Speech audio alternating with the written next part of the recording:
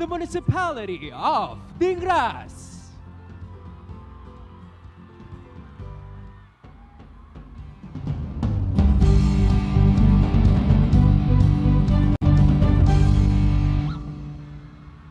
Olnas mat ke sosar mi jay ni Dingras ipatpatag mi dito nga gamit sosar nagsibod tayo so ti kasapulan mi ti pagtatalunan mi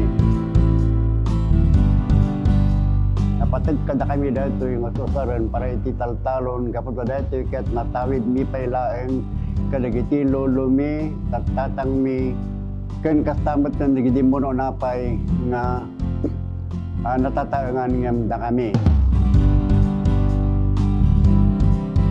Iti olnas ket guyodan ti nuang baka ken mabalin pa iti kabalyo.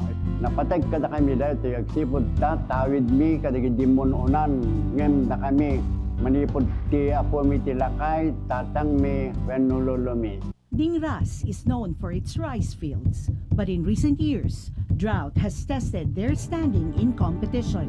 Once crowned champions, they have since struggled to climb back to the top. This year, they take a bold step away from their traditional themes, bringing to life the story of Josefa Llanes Escoda, an Ilocana whose courage and service shaped the nation. Will this be the year they rise again? Their moment starts now. Dingras moves beyond the theme of abundance to honor Josefa, because it is Josefa herself that drives every single Dingreño to be diligent and resilient in every diversity.